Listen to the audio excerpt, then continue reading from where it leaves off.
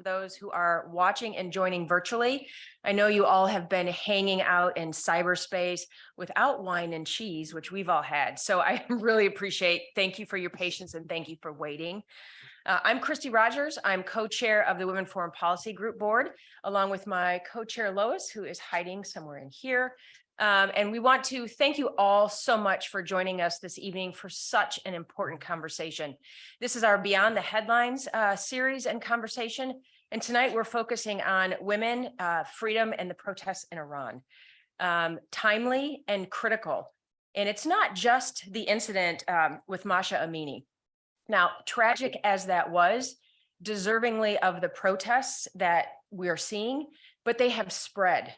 And they have spread so much further than, a group of her friends protesting and beyond a group of women protesting. But we now have Iranians of all ages and men and women joining the fight. It is truly something of which we all should pay attention globally. This is a global conversation, and we need to give a platform for the discussion. So I am just thrilled that we were able to get such a stellar group of experts with us this evening. I have the pleasure of introducing our moderator, but first I have a few housekeeping rules I must get by. Please turn your phones off. I don't have that lovely, movie ad for turning off the phones. I wish I did, but please turn them off and put them on silent or vibrate. And I also want to thank Jill and our wonderful team of interns at the Women Foreign Policy Group for pulling this off. It was incredible work, so thank you very much. If we could all give them a round of applause. Yay, where are they? Are they all hiding too? They're all up there. And I also want to thank Tom McIntyre and his entire team at NYU here at the center in Washington, D.C. Thank you so much for giving us a platform and being such gracious hosts this evening. And as I said, we have an incredible, stellar group of experts with us tonight. We've got Azar, Nafisi, and also Robin Wright. And moderating the discussion is none other than our very own WFPG board member, Elisabeth Bumiller. Good Lord, I swore I was going to get it right. I don't know why I stumbled over that one. But Elisabeth not only is a WFPG board member, which we consider incredible, but Elisabeth is the Washington, D.C. bureau chief of the esteemed New York Times, as well as an associate managing editor. So Elisabeth, I'm quite certain, has no shortage of questions and conversation starters with these experts. So for the panel discussion, I'm going to turn it over to Elisabeth. But I just want to thank you all for being here this evening. It's such an important discussion. Thank you. Thank you, Christy. Thanks for that nice introduction. And actually, thank you for asking me to moderate this panel. It's a great one. First, I'd like to introduce Robin Wright. Robin, I'm going to call you Miss Wright. According to this, we know each other. I'll call you Robin. It's okay. We know each other from way back when we were both on Air Force One a lot during the Bush administration, when Robin was working for the Washington Post and I was a White House reporter for the Times. We had adventures. Anyway, Miss Wright, Robin is a journalist for the New Yorker now and a joint fellow at the United States Institute of Peace, where she's the lead expert on Iran. And she's also at the Woodrow Wilson International Center for Scholars. She focuses on violent conflict prevention, specifically in Iran and the Middle East. And her recent articles in the New Yorker, I hope you've seen them, have been about these protests, and they focus on the bravery of the Iranian women and girls who face this increasingly repressive regime. Welcome, Robin. Next, I'd like to introduce Dr. Azar Nafisi. Dr. Nafisi is a critically acclaimed Iranian author. You obviously know her as the author of Reading Lolita in Tehran, which is been a longtime New York Times bestseller. It's been published in 32 languages. She was a professor at the University of Tehran, where she was expelled from the country for refusing to wear a veil, which has given her a unique perspective on tonight's conversation. And she spent her career focusing on the political implications of literature and the culture and the rights and responsibilities of Iranian women and girls. So welcome to both of you. Thank you for coming here. I shouldn't clap for myself. Excuse me? I'm sorry. I said I shouldn't clap for myself. Oh, I should be clapping okay. for you. It's fine. Oh, let me ask you the obvious first question for both of you, which is what everybody is asking these days. will these protests be any different from the previous protests in Iran? Most notably the Green Movement of 2009, which fizzled out after a number of months. Is this going to be different? Thank you very much. I'm honored to be here with two long-standing friends. What Elisabeth didn't say is that we got up to a lot of mischief. And I used to travel with her husband with various secretaries of state as well. And we also got up to mischief. So those trips are about more than news. So to answer the question, I, as a journalist, speak in bottom lines and headlines. And I think the first one is, this is the first time in human history that girls or women have led a movement to reject a state. It is not yet a revolution. We need to be honest about this. This is a counter-revolution. It is a rejection of the status quo, a rejection of the Islamic Republic's stringent, requirements for in personal and private lives. So on that count, it will be historic. It will be remembered forever for the role that women played in sparking an uprising and sustaining it. And that's the critical bottom line in these first 7 weeks. But we are only in week 7 as of Friday. And the Iranian Revolution took 14 months. The Green Movement in 2009, which inspired us all with parades by millions of people through all 31 provinces, rejecting the election results, lasted 7 months and it petered out. The movement against the price of poultry and eggs in 2017 over the new year into 2018, and the rejection of gas price hikes in 2019 lasted a few weeks. The government still has the stormtroopers and the tools to crack down, but it is harder today for a bunch of thuggish men to manhandle women. And so I think the regime has been trying to navigate how to contain this movement, which so far has been largely, or most visibly anyway, for those of us who are outside Iran, on university campuses, at schools, where it reminds me of Vietnam during the anti-war movement, where students could close down a university, paralyze life around it, have a rippling effect on a city, but it didn't, it didn't in the end have as much of an impact led a president not to run again, but this is a different kind of system in Iran. So I think it's inspiring. The energy is dynamic. It's an extraordinary moment in Iran. Is it the beginning of the end? And I'll make one more bottom line headline, and that is that Iran is heading toward a transition. The supreme leader is 83. I've been told by a senior diplomat, as we say in journalism, Western diplomat even, that he again has cancer. He suffered from prostate cancer in 2014, but he's 83 and cancer moves slowly. And he gave a speech today, so he's not on his deathbed. But when Iran goes through that transition, it'll be only the second time since the 1979 revolution. It will be a moment of reckoning. And the hardcore principalists who peeled away layers and layers and layers of people from within the system who were revolutionaries, it's managed to force them into kind of either into the exile. A few of them in the early days were executed. They're now, former presidents are banned from speaking in public, appearing in public, traveling abroad. That it'll be fascinating to see how this plays out. But these protests happen in a bigger context, and that's what makes them so interesting. Azar, would you like to answer the same question from your perspective? Sure. I completely agree with Robin that something new has happened, and the fact that women have been leading this. I don't know whether you call it revolution or uprising or whatever.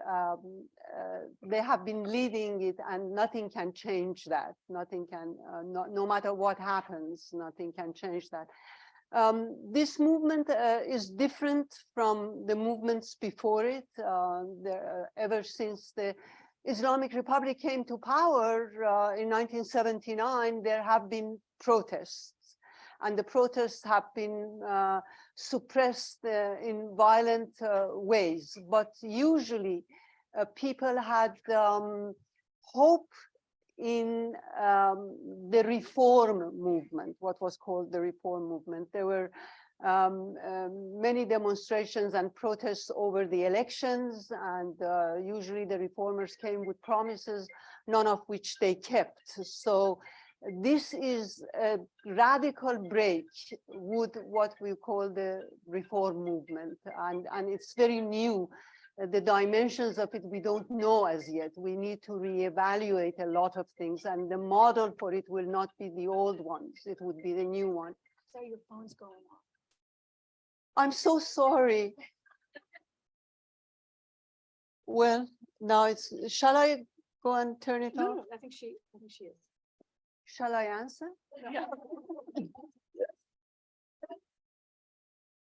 No, I lost my, the second thing that I wanted to say, and this I experienced it myself. I stayed in Iran for 18 years after the revolution, and this movement right now is not a political or an ideological one. The demands, I mean, the slogan is so new, woman, life, freedom. To put life and freedom side by side speaks volumes for itself. But this movement is not political, it is not ideological, it is existential. I remember when I was expelled for not wearing the veil at the University of Tehran, the way I felt about it was not that I was making a political statement, it was an existential statement, because this government, like any totalitarian government, when they came to power, the first thing that they did was confiscate our identity, confiscate our history, confiscate our traditions. And now they were going to be confiscating our reality, the way we were, the way we walked, the way we appeared in public. Everything was going to be restructured according, we became figments of their imagination, you know. And it was to stand up to this pigmentation, to this fragmentation, that women in Iran were resisting as early as 1979. You remember that in March 8, 1979, Ayatollah Khomeini had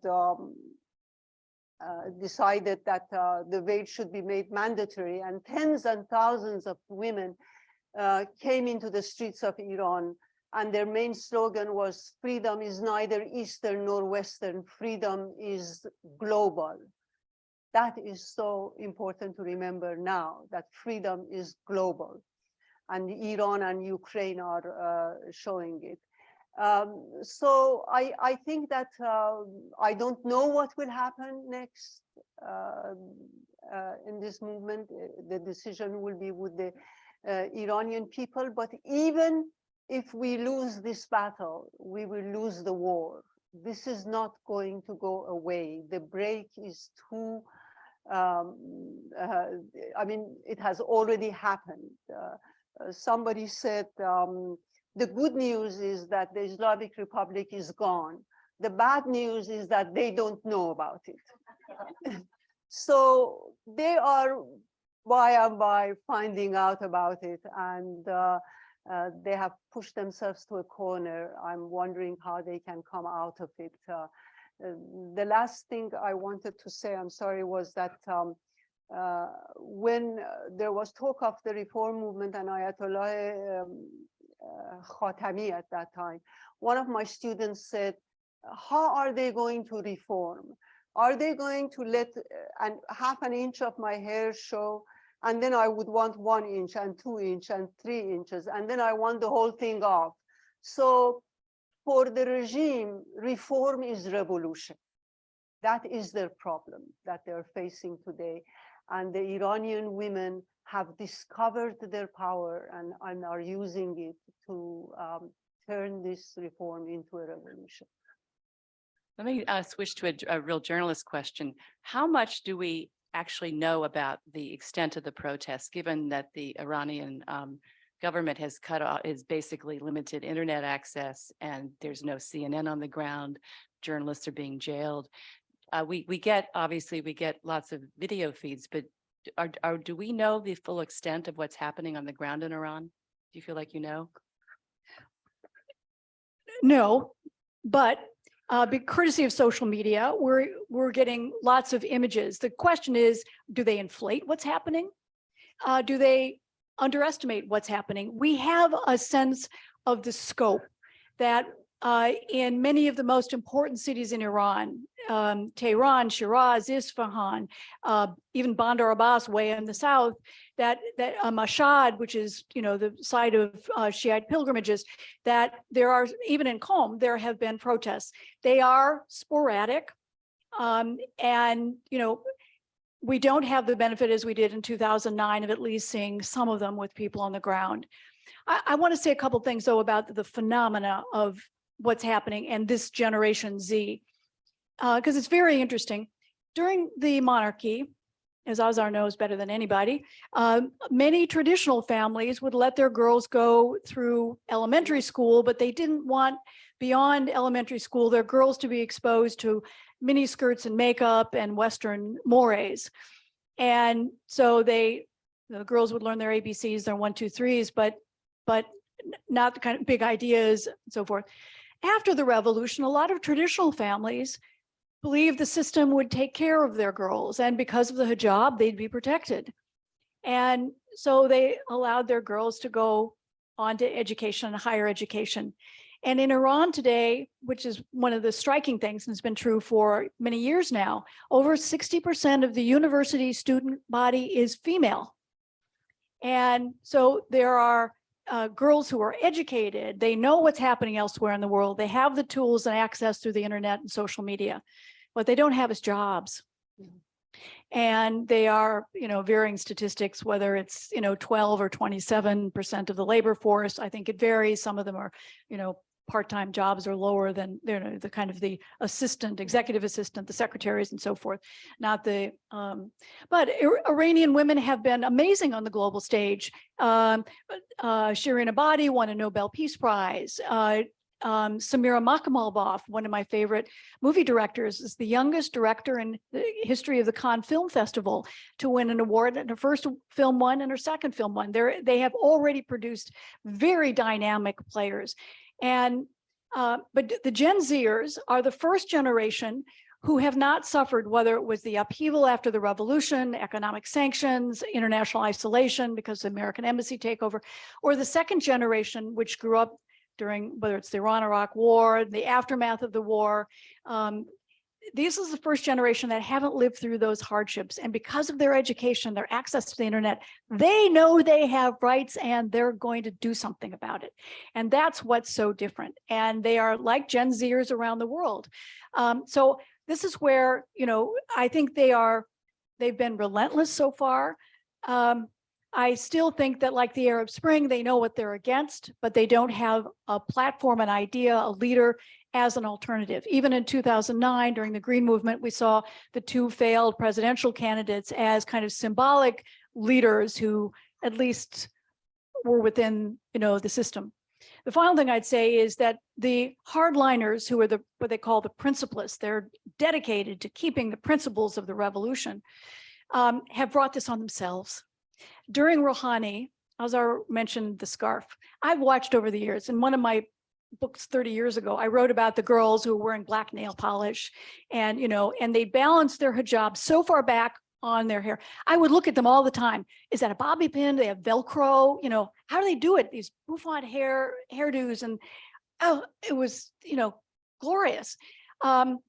But with each government, they've had to kind of tolerate the tightening of the jeans, and the jackets they wore got shorter and shorter till they barely covered the backside, and tighter. I worry about one of my fixers had one that was her her jacket was so tight that I was afraid the buttons were going to pop and she'd expose everything. That and Raisi, when he was elected last year, Ibrahim Raisi, the president, started cracking down again. And once you open up, as Mikhail Gorbachev knows, once you open up a system, it's really hard to close it up again. Yes, You go ahead. I think that Robin mentioned something very important about the fact that 60% are women who have gone to universities, who have been educated, and they don't see a future. And the young generation doesn't see that it has any future in front of it. And therefore, what have they got to lose? They literally will give their life for a life, well, that is their slogan. You know, it's very obvious. There are two things that have happened. One is the Iranian women have felt this humiliation.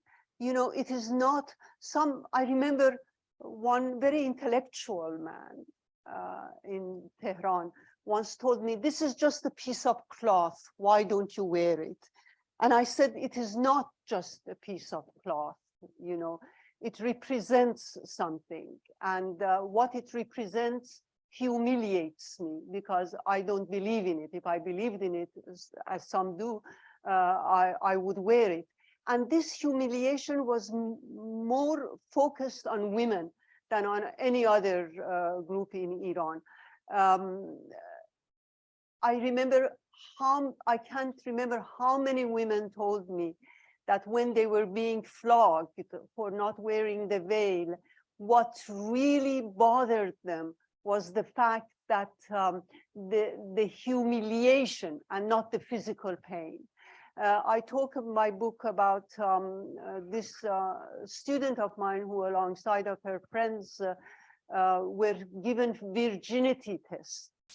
And she couldn't get over the trauma of being given a virginity test. So on one hand, there is this extreme humiliation that they are trying to leave behind. That is why, you know, you so graphically, beautifully mentioned about how these young women use, you know, they use the veil against itself.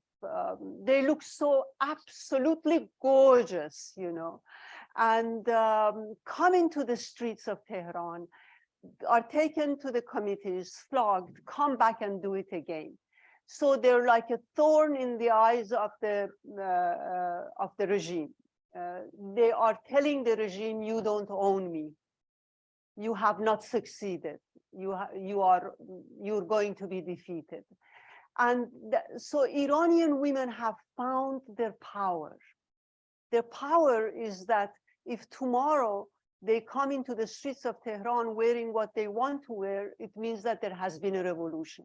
So how strong, how powerful should you be that just by the way you dress, a state could be dissolved because of the way you dress? And so the government has discovered the women's power and it is scared. And this kind of violence you see right now happening in the streets of Tehran is because they're dead scared and they don't know how to deal with it. The only language that is left to them is the language of gun. And I never cease to be amazed. I have two questions that both of you have touched on. One is you have written, and you just said just here, that these women are not ideological, unlike the way you wrote a few generations ago. So why are they not ideological? And why, you said that's a good thing about them, that they're not ideological. And my second question is a very basic question. Why, I don't, forgive me for asking this, but what was the regime so afraid of women? What were they so afraid of in the beginning that they started this? What were they afraid that women were going to do? I don't understand, you know, honestly. I mean, now they're afraid. They've seen what's happened. But what was what was the point? I know cultures do this all over the world, but I just would like to hear your answer. The first part of your question. The first was the women. You've said that unlike you, these women are not ideological, and you think that's Oh, a yeah. very good thing about them. So why are they not ideological like you were? Well, the Islamic Republic was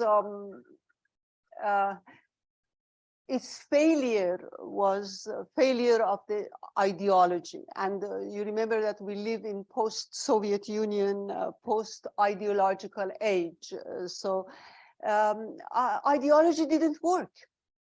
I mean, you know, if you have a political group or organization, it is easy for the regime to disband it, to kill the leaders, to destroy and annihilate everything.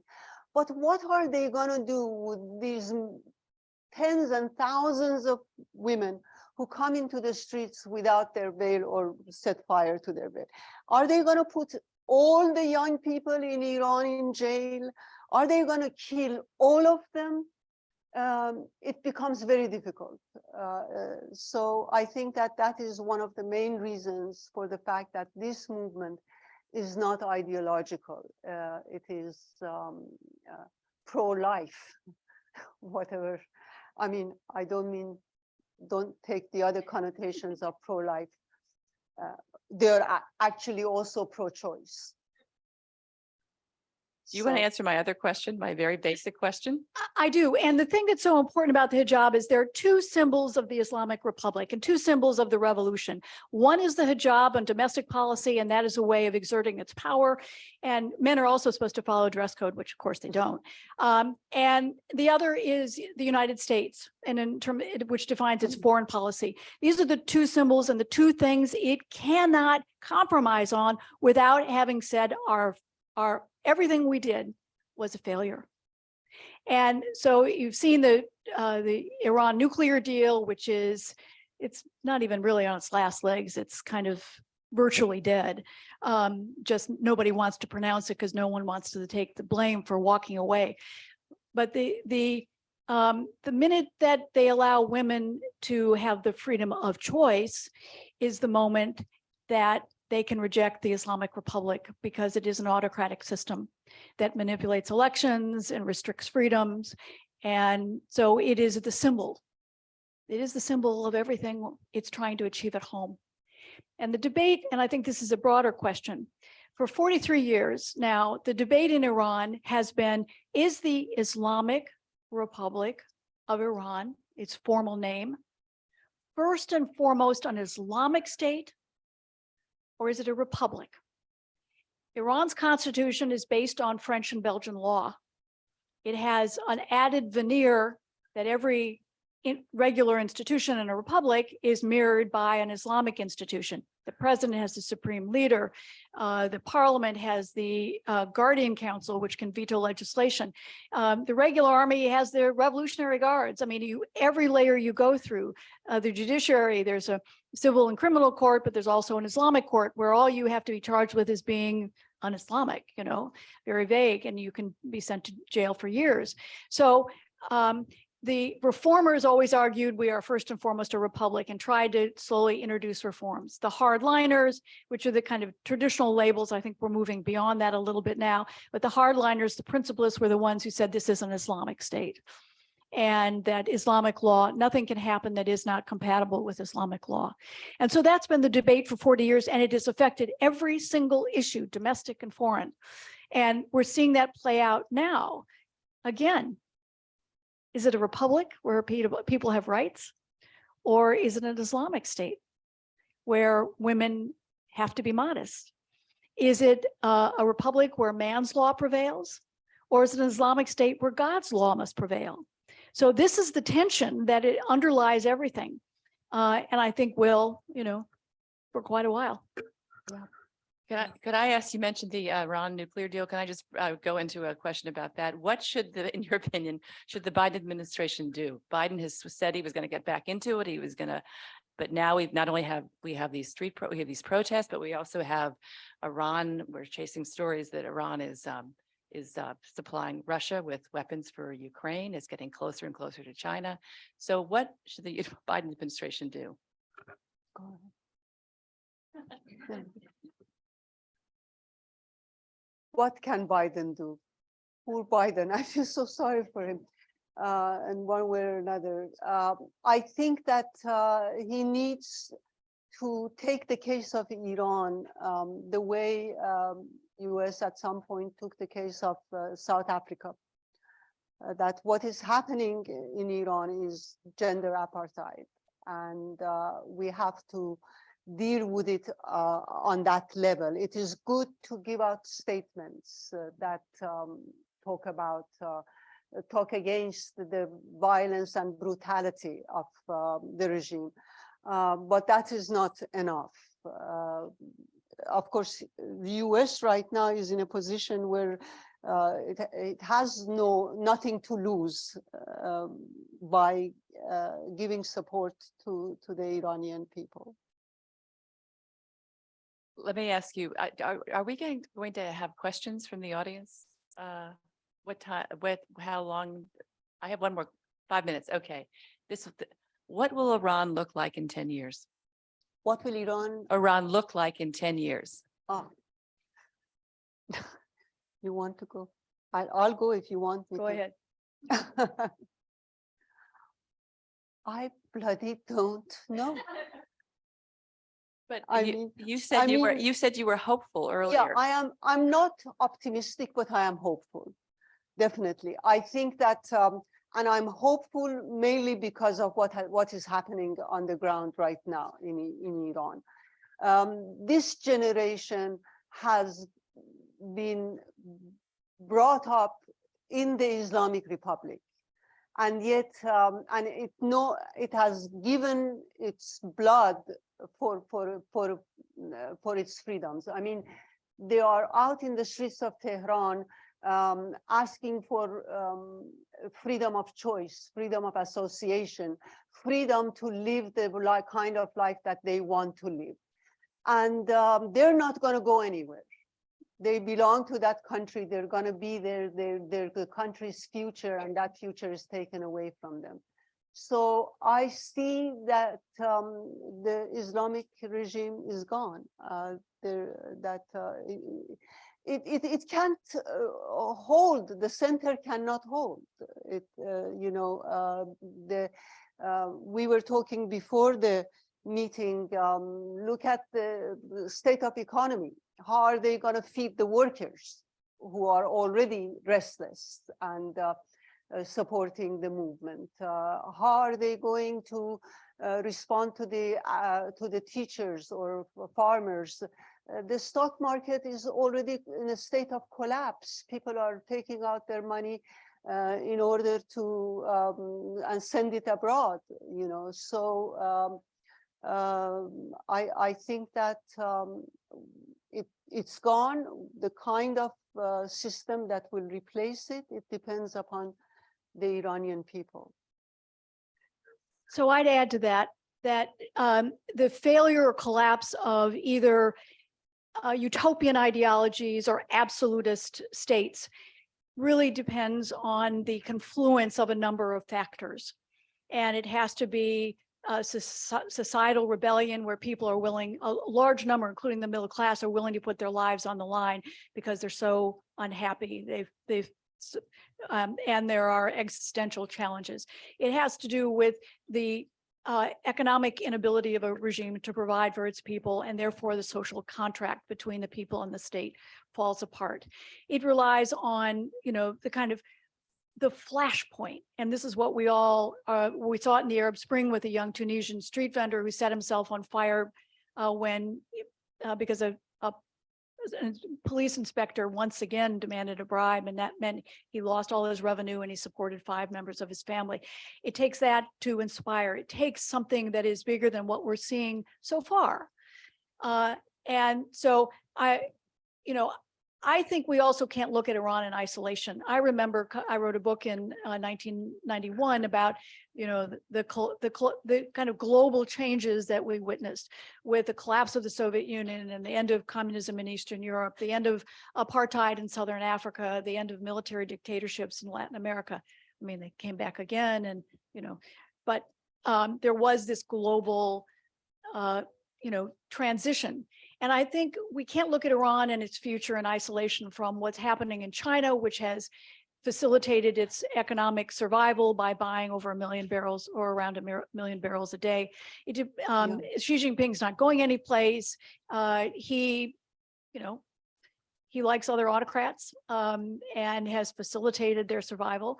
It depends on what happens in Russia. Russia, it's, again, there is this kind of mood. It's what inspires people to keep going. And so I think when we look at the future of Iran, we can look at what happens with the young women and Gen Zers and so forth, but we have to look at what are the catalysts that also happen elsewhere in the world and determine, where's the momentum and where's that kind of lust for change that we saw. Now, that doesn't mean we're going to have a better system. I think, and Elisabeth's great crew at the New York Times Bureau has written about it. The alternative may well be in Russia, something that is military and something that's worse than, or just as bad as what we see now, and in a way is more ruthless. Hard to imagine anyone more ruthless than Putin, but that the same thing could happen in Iran if the regime really feels like it's tenuous. And there are a lot of people, the Revolutionary Guards are now invested in the economy, they run the telecommunications industry and so forth, that they could step in and try to in the name of stabilization. So when we look at alternatives, this is not a light switch which goes from evil to good, that it takes transitions. And as Sam Huntington, whom I disagree with on a lot of things, but he was right in saying that it takes 3 waves of change to really establish and for a democracy to take root. And I think we all have to be realistic about our expectations, how fast something's going to change. Yes, social media has expedited everything. But when it comes to a hardcore regime, man, it's really hard. It's really hard. Thank you on that semi-positive note. So anyway, should we go to questions? And will I just call on people? Okay, raise your hands. Yes, front row here. The question is to pick up on what Elisabeth already asked, but a little bit further.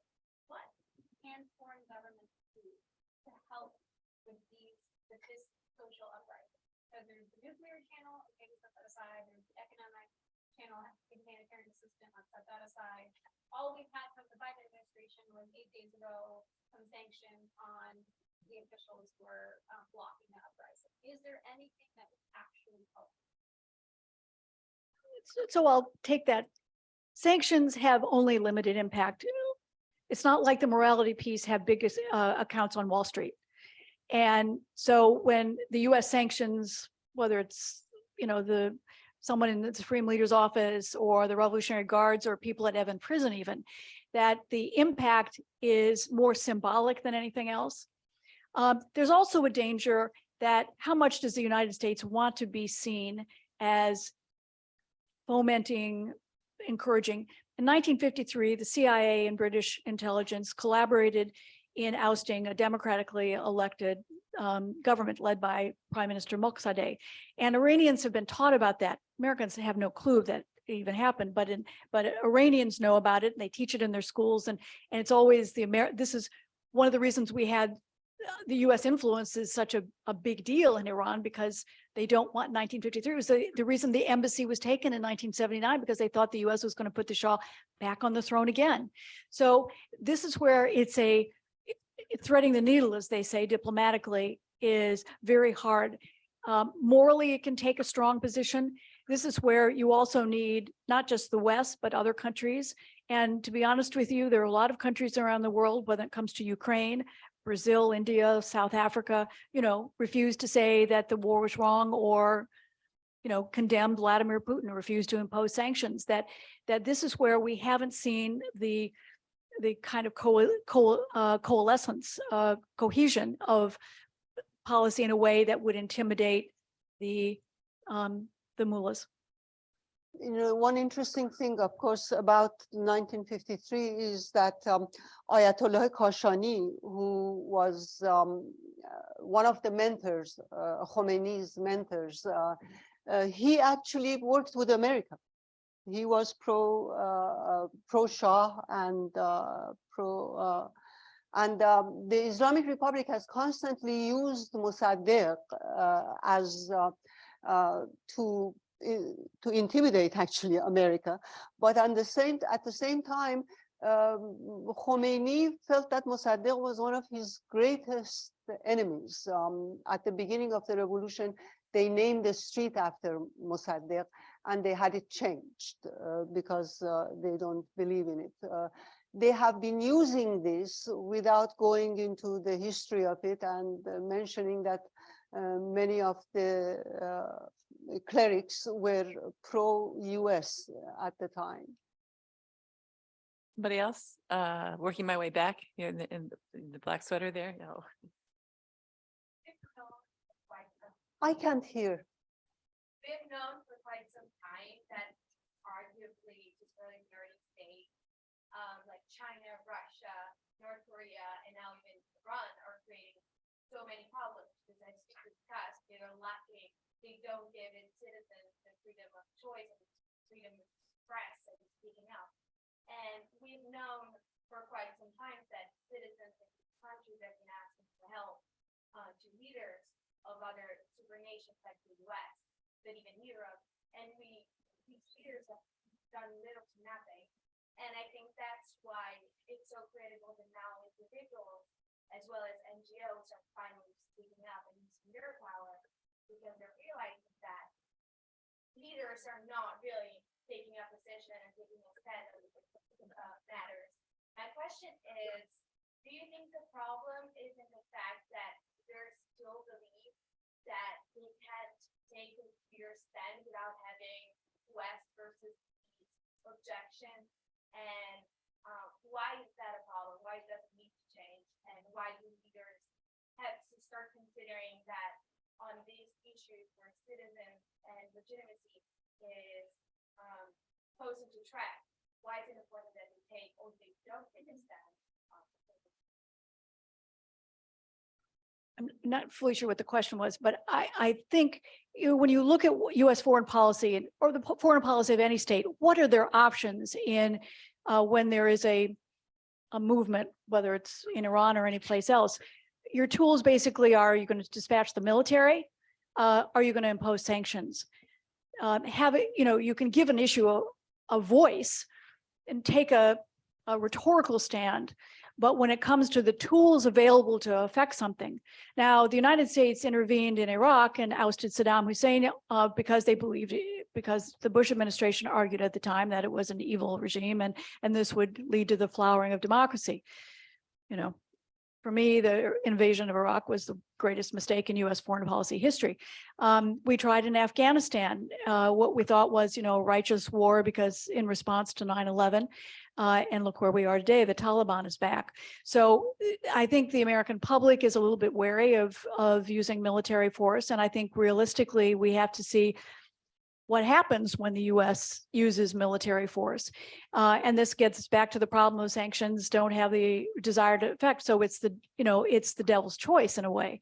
What does work? And sometimes I think that you need evolution to play out.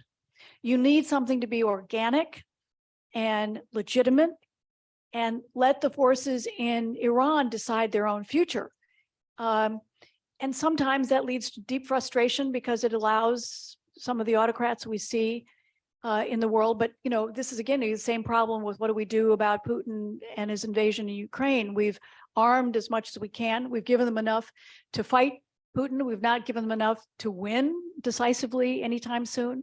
And the question of how long does the American public tolerate the kind of cost that involves. So when I was in college and there was during the anti-war movement, American kids were saying, why can't you do something more or something different or whatever? And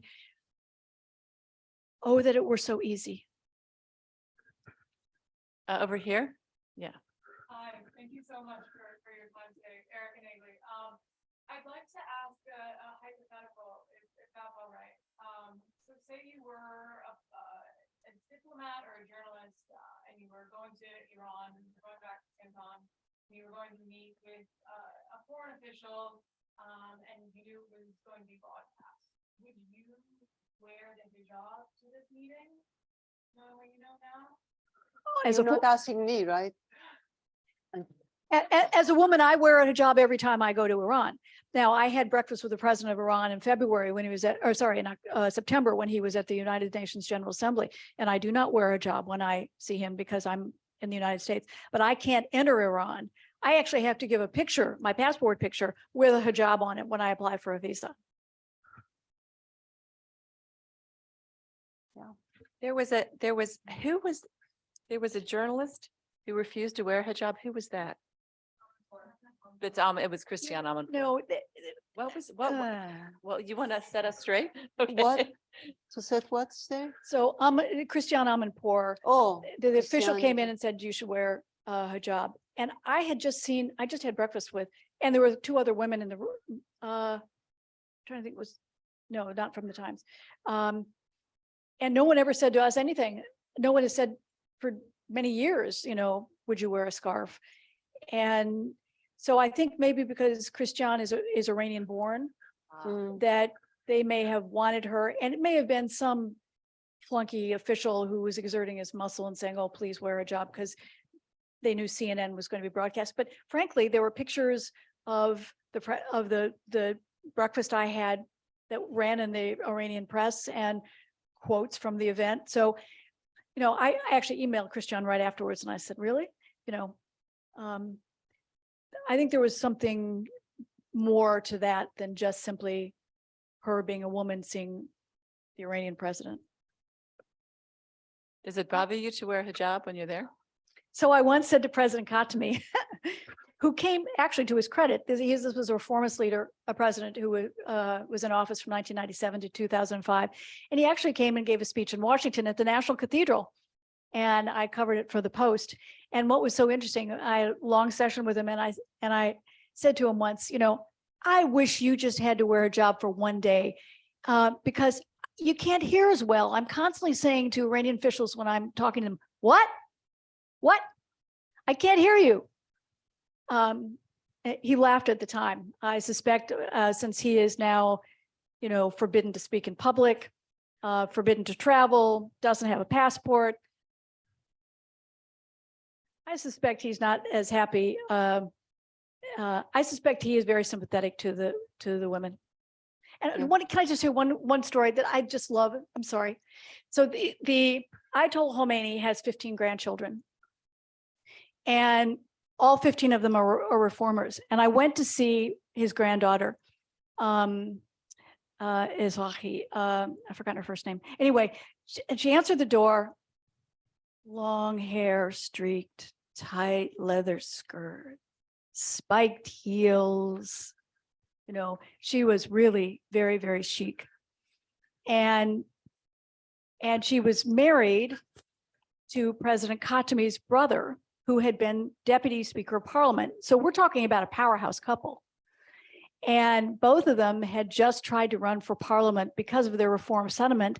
They were both banned. Even though he'd been deputy speaker of parliament, he was banned from running again. And she was banned even though she was Ayatollah Khomeini's granddaughter.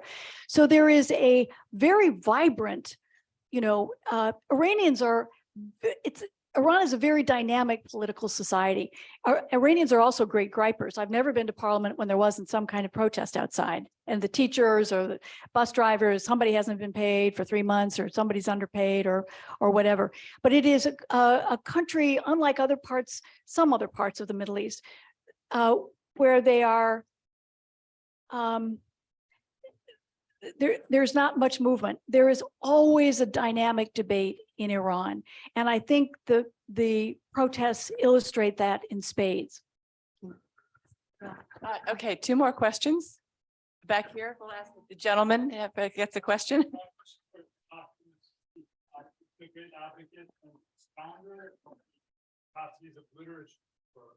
Of what? New possibilities politically and collectively. I'm wondering, do you have thoughts on what the shift to social media just formally has meant, away from we might put more sort of conventional, maybe novel-based forms of imagining politics and our lives to this much more kind of atomized and like Switch from literature to social media. From literature to social media? Yeah. The Yeah. move from literature to social media? Yeah, the transition and what impact that has, right? right. Yeah, could you hear me? I'm so sorry. Well, I could take it. They're completely different. I mean, with literature, you have time for reflection. That is the main thing. For example, when you read works of fiction, because social media also deals with storytelling in one sense. It is expansive. You pick up the book, you go to the beginning, you move to the end. And the novel, by its structure, is democratic.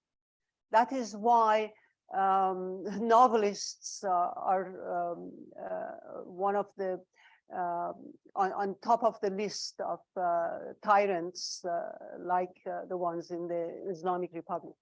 The novel is a bad novelist is one who, like a dictator, imposes his voice upon all the characters. And a great novelist is one that gives every character the right to speak. Even the villain gets to speak. And therefore it becomes dangerous. And it becomes dangerous in a not just a superficial way, the way we deal with in social media, but it stands up to the undemocratic nature of the totalitarian mindset. The second thing is that fiction, like great journalism, is after the truth. That is what fiction is all about. And a totalitarian system is created out of lies. Look at this country. I mean, look at the totalitarian mindsets here and how they have built everything upon a big lie, and it works for them. Now, with social media, things are more immediate. It is mainly, I at least use it more for information rather than reflection. It is not necessarily after the truth.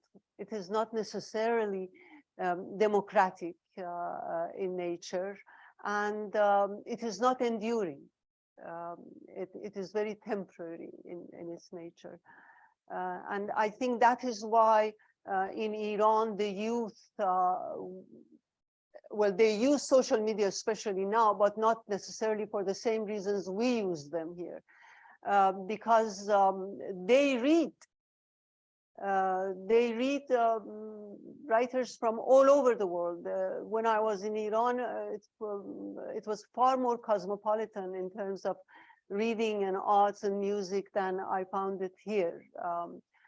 So they instinctively go towards storytelling. One more? Thank you. I was going to say something. Go ahead. Is Go it ahead. pos- Yes. This is something that bothers me so very much, and I want to make it bother you as much as it bothers me. When I left Iran, the morning I left, my mother came to me and told me, tell him. And what she meant was tell them what is going on with us. Because when you live in a country like that, isolation, I mean, they want you to feel isolated. They want you to feel that the world is not thinking about you. And that is why it becomes so important that the world responds to people. And now, I came to this country wanting to tell him, and I was very eager at that time and guilt-ridden, And one thing I discovered was especially it was in 1997 when I returned, and it was at the height of Khatami's reign. And every time I would talk about the plight of women, someone gets up or someone later on tells me, oh, but you're Western. And this is their culture.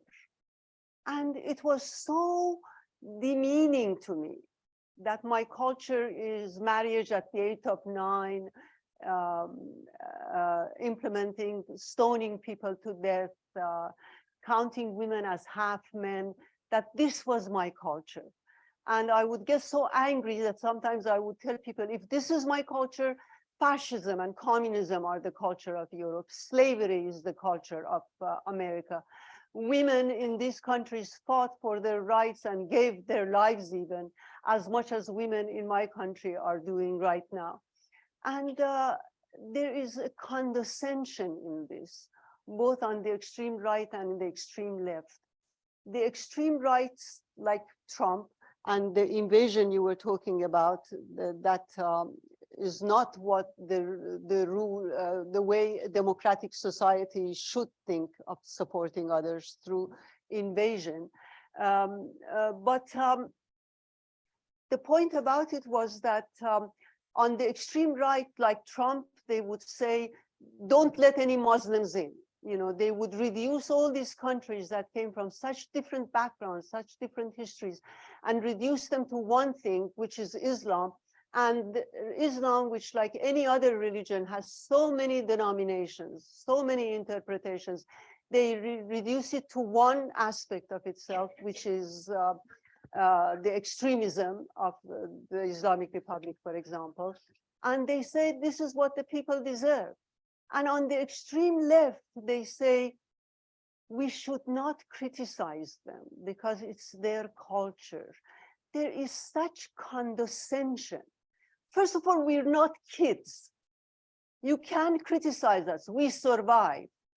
Unless you think you are criticizing us from up here, that you are so superior to us that we can't criticize you and even say death to you, and you won't be hurt. But we will be hurt if you say that Sharia laws are not for me. You would immediately become westernized. That is one thing that this situation in Iran right now has taken care of, because the young women and men who are coming into the streets of Tehran, they're giving their lives in order to have freedom of choice. And I don't think they're imitating West in that. Nobody here do I see giving up much in order to support democracy in the United States today.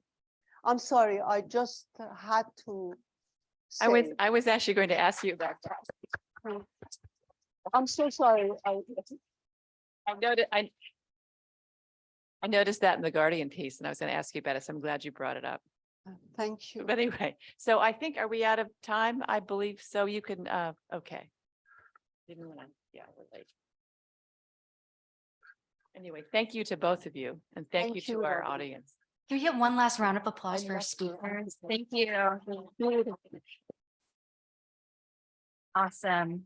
All right. Good evening, everyone, and thank you for attending this Beyond the Headlines event in our series, Women, Life, Freedom, the Protests in Iran. My name is Jillian Bendlack, and I'm the Program Associate at the Women's Foreign Policy Group. I would first like to extend my thanks to the NYU Center staff for graciously hosting us tonight. And thank you to our in-person and our virtual audience for taking the time to join us this evening. And I know we started a little bit late, but thank you for sticking on. We hope you enjoyed the event and that you will continue to join us at future events. We would also like to extend our gratitude to our speakers, Ms. Robin Wright and Dr. Azar Nafisi, for lending their expertise and their stories today, and to our moderator, Ms. Elisabeth Bumiller, for crafting such engaging discussion points. Thank you all for taking the time to hold such an in-depth, important conversation that has such a deep, deep impact on women. Your support is critical to helping us continue our work and amplifying the voices of women leaders in international affairs. We hope you'll stay connected, join us as a member if you have not already, and that you'll consider giving your time as a mentor at one of our virtual or in-person programs, our mentoring programs, to help prepare the next generation of women leaders in international affairs. Feel free to contact me or any member of the WFPG staff if you have any questions about that. And finally, I would like to encourage you to support Iranian women as much as you can through advocating and sharing reputable sources and activists. As the speakers today stressed, Iran is facing a turning point, and your support helps give Iranian women a step up. Thank you all again, and the WFPG looks forward to seeing you at the next event soon. Thank you.